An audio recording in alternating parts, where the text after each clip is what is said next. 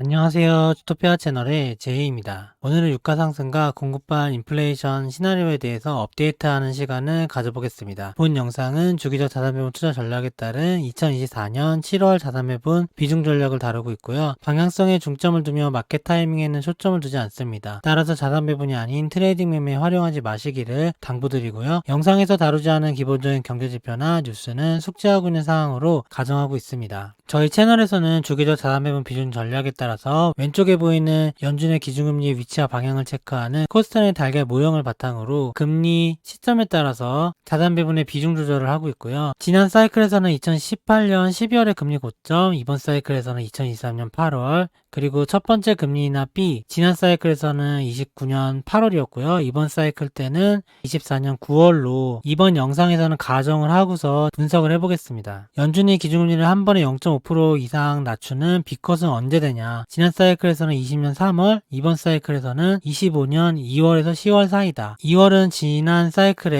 A에서 C 구간을 그대로 적으면 나오고요. 지난 사이클에서 A, B 구간과 B, C 구간이 비슷했거든요. 이번 사이클에 A, B 구간이 1년 1개월인데 1년 1개월만큼 더하면 10월이 나와요. 요 사이 언젠가쯤에 C가 되지 않을까 하는 거고, 중간이 6월. 지난 영상들에서 미국 증시 분석에서 6월 가능성이 높다고 분석해드렸죠. 대략 그냥 6월이라고 생각할게요. 25년 6월이 경제위기 C라면 경제위기 C 몇 달 전에 증시 고점이기 때문에 증시 고점은 올해 연말에서 내년 초 정도가 될 것이다. 만약에 경제위기 C가 내년 6월이라면 금리 저점은 2025년 하반기가 될 것이고 처음으로 금리를 인상하는 순간이고요. 이때는 26년이 될 것이다. 오늘 영상에서는 이 D하고 E에 대한 시나리오를 검토해보는 영상이에요. 지난 24년 2월 28일에 금리 인하 사이클과 공급 쇼크, 인플레이션에 대해서 순차적으로 설명드리면서 이렇게 컨테이너 운임지수가 지난 첫 번째 금리 인상 사이클에서 이렇게 21년 1월에 치솟았다가 상승을 이어가고 유가도 오르고 물가도 오르고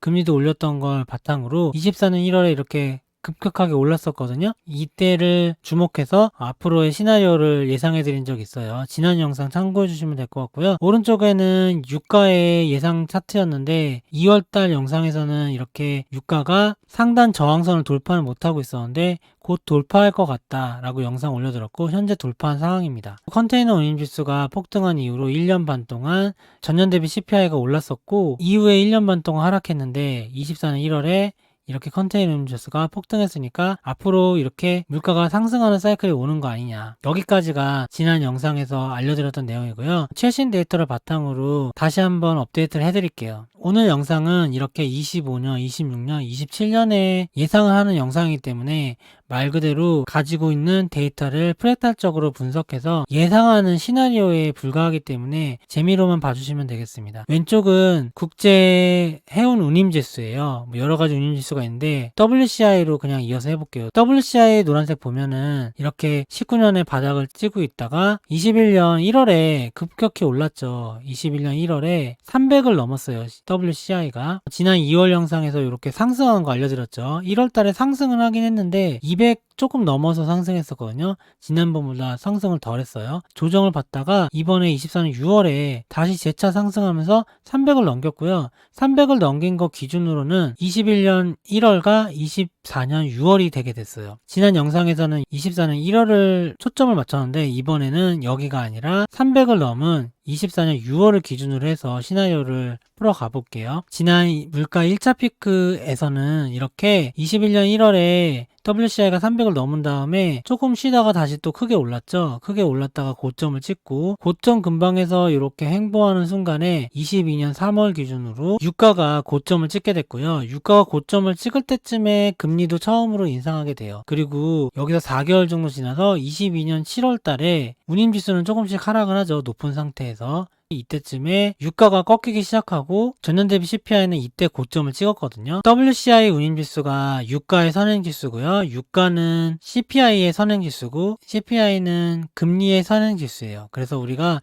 금리 사이클을 바탕으로 투자하잖아요. 금리가 앞으로 어떻게 흐를 것인가, 특히 이렇게 인플레이션 사이클에서 과거처럼 인플레이션이 다시 한번 오는 거 아니냐, 그럼 거기에 맞춰서 금리 인상을 하겠죠. 이런 거를 미리미리 체크할 때는 선행지수를 가지고 체크를 해야 되고 금리를 알기 위해서는 물가 물가를 알아야 되고, 물가를 알기 위해서는 유가를 알아야 되고, 유가를 알기 위해서는 운임지수를 알아야 된다는 거죠. 그래서 제가 운임지수서부터 지금 얘기하는 거예요. 비슷하게 흘러간다 하면 24년 6월에 이렇게 300을 WCI가 넘었으니까 앞으로 1년 2개월 있다가 유가가 피크를 찍겠고, 1년 6개월 있다가 물가가 피크를 찍을 수도 있겠네. 이렇게 한번 가정을 해보자는 겁니다. 오른쪽은 유가의 최신 차트예요. 여기 붉은색으로 표시된 이 저항선은 2009년 이후에 좀 10년 동안 만들어진 저항선이거든요. 이 저항선은 언제 뚫었냐면요, 이렇게 WCI가 300을 넘어서 치솟았던 요 시기 21년 1월에 유가의 큰 하락 저항선을 돌파를 했어요. 새로운 상승 추세를 만들면서 1년 2개월 있다가 유가는 고점을 찍었고요. 이때 금리를 인상을 시작했는데 유가가 여기서부터 더 올라서 이렇게 전고점을 넘어버리면 유가가 하늘로 올라가는 거잖아요.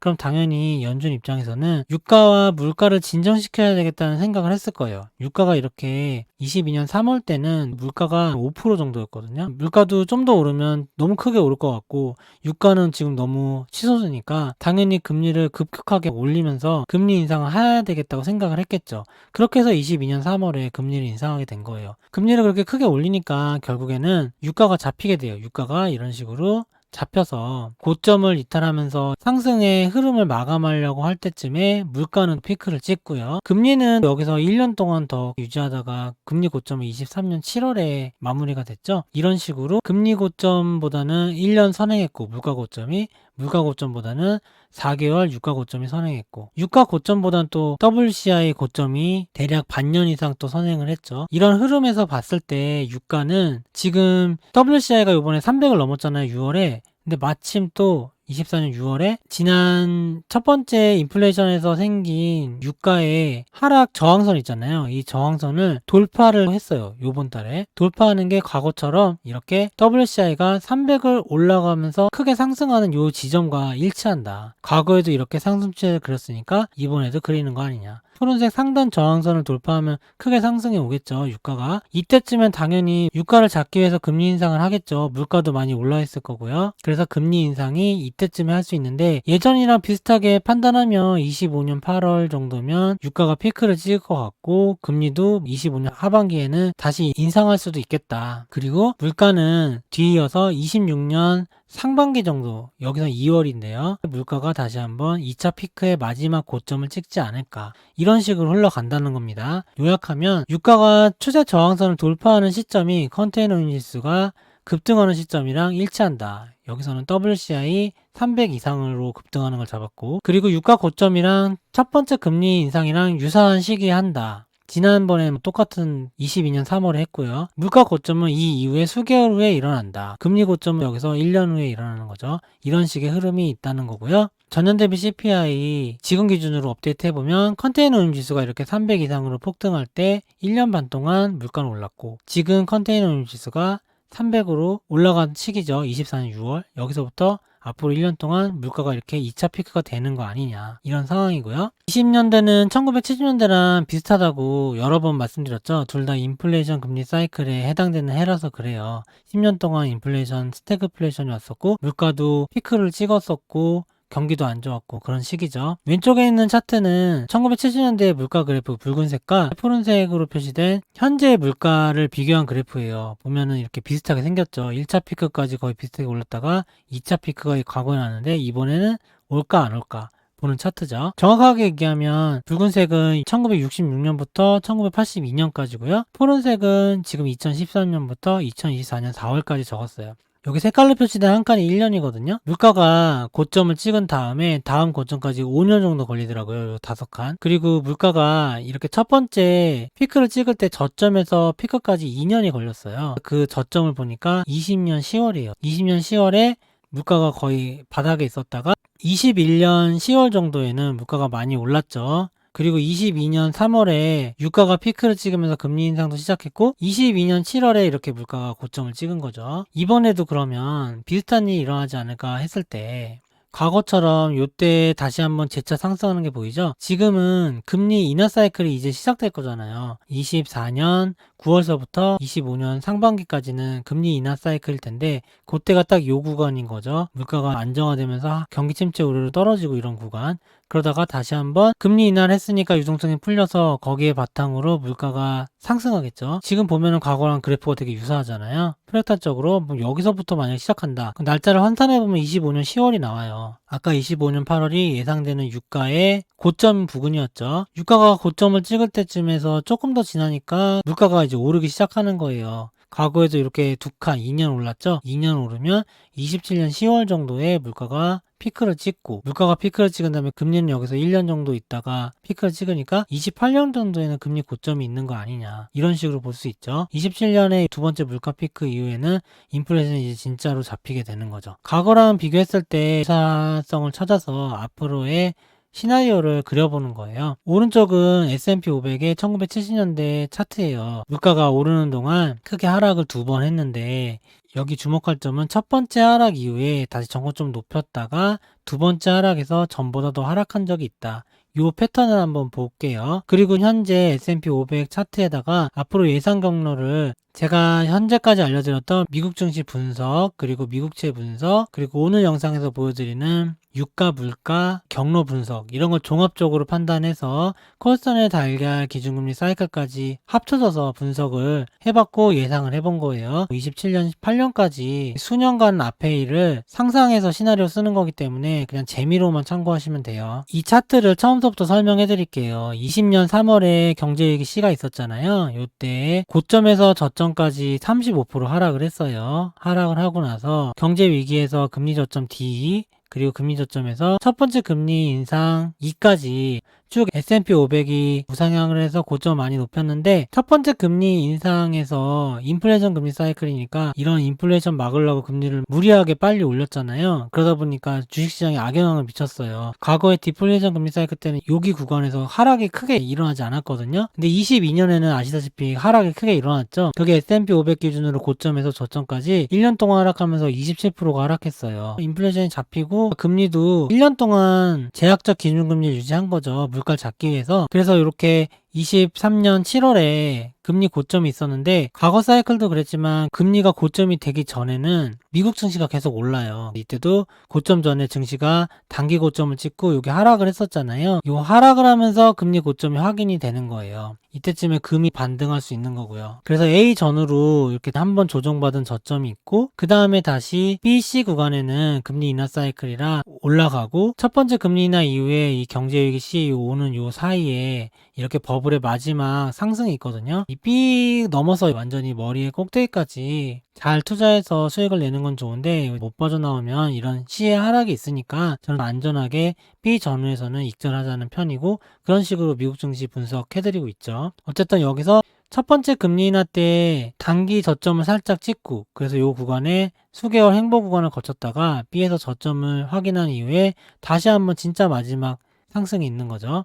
이 상승이 저는 연말에서 내년 초까지 대략 5,800에서 6,000 정도 보고 있거든요. 2020년에도 이 C 전에 하락이 어떻게 됐냐면, 이렇게 증시가 고점을 찍었다가 처음에 1월달에 조정을 받았거든요. 기존에 있던 상승 추세선에서 당연히 반등하고 올라갈 거라 생각했는데 그냥 힘없이 떨어졌어요. 어디까지 떨어지지 이러고 쭉쭉 떨어지다가 코로나라는 블랙스완이 터지면서 투매가 나온 거거든요. 이번에도 처음에 조정을 받았을 때 과거 보면은 이렇게 조정을 받았다가 다 상승을 했잖아요. 조정받고 상승, 조정받고 상승. 당연히 여기도 조정받고 상승하는 거 아니냐라고 생각했을 거고, 근데 생각보다 여기를 지키지 못하고 힘없이 떨어지는 거예요. 떨어지면 여러 가지 지지선을 찾겠죠. 그러다가 최후의 보루가 이 붉은 선인데, 이 붉은 선은 직전 사이클 C 코로나 때 저점과 2022년 금리 인상 사이클에서의 저점을 이은 선이에요. 이 선은 월봉 차트에서 5년 이평선도 이 선을 따라가거든요. 그러니까 장기 추세가 이탈하진 않을 것이다. 장기 이평선을 지지하고 다시 오를 것이다 라고 생각을 다들 할 거예요. 근데 여기서 블랙스완이 터지면서 반등하려고 노력은 하겠지만 뭔지 모르지만 블랙스완에 의해서 이렇게 투매가 나와서 C까지 하락하게 되는데, 이 C는 과거 기준을 경험을 바탕으로 생각해 보니까 A 전후의 저점을 이탈하고 떨어졌거든요.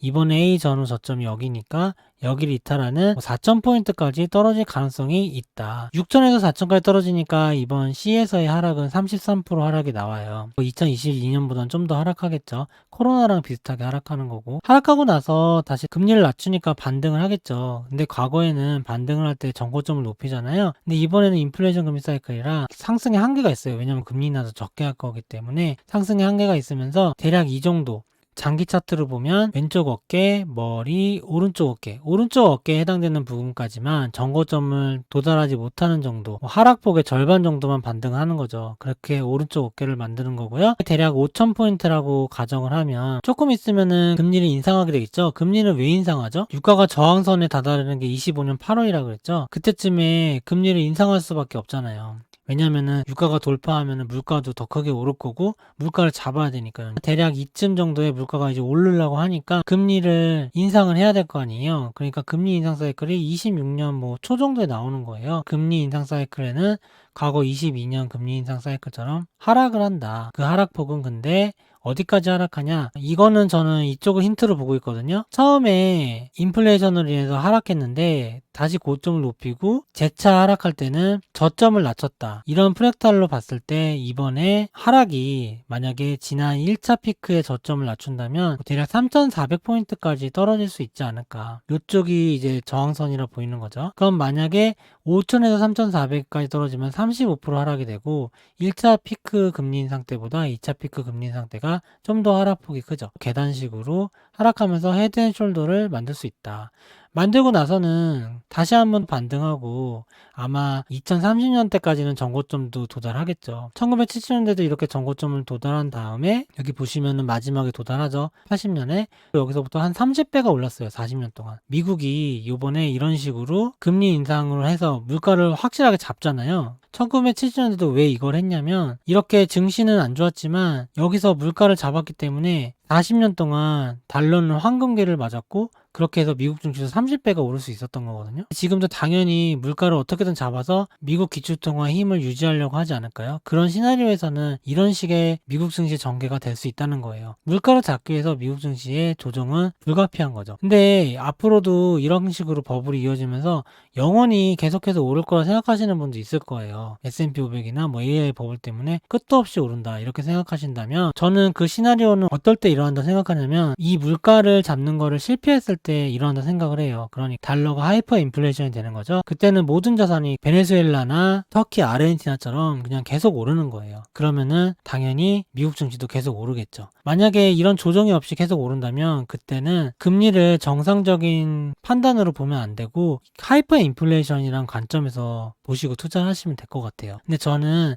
미국이 바로 달러를 포기할 것 같지는 않고 최대한 살려보려고 할 것 같거든요. 그래서 이런 시나리오를 조금 더 높게 보고 있어요. 현재는 러프하게 요약할게요. 너무 미래의 일이니까 25년에는 금리 인하 사이클이 있고 C에서 D가 지나갈 거예요. C에서는 하락이 좀 있겠죠. D에서는 반등이 있을 거고요. 지금 정도 수준까지는 반등할 수 있어요. 25년 말에는. 근데 26년서부터 다시 금리 인상기가 시작돼요. 유가랑 물가가 이렇게 올라서 인상하게 되는 거고요. 금리 인상기에는 과거 22년처럼 다시 한번 하락할 가능성이 있다. 증시가 27년에 증시 저점을 찍었다가 이때부터는 금리가 다시 고점이 되고 다시 한번 물가도 잡히면서 다시 한번 반등하는 사이클이 나오겠죠. 그러다가 금리 고점이 되는 시기는 28년 정도가 될 수도 있다. 이런 식으로 금리 사이클과 물가 유가에 맞춰서 큰 시나리오를 대략적으로 분석해드렸고요.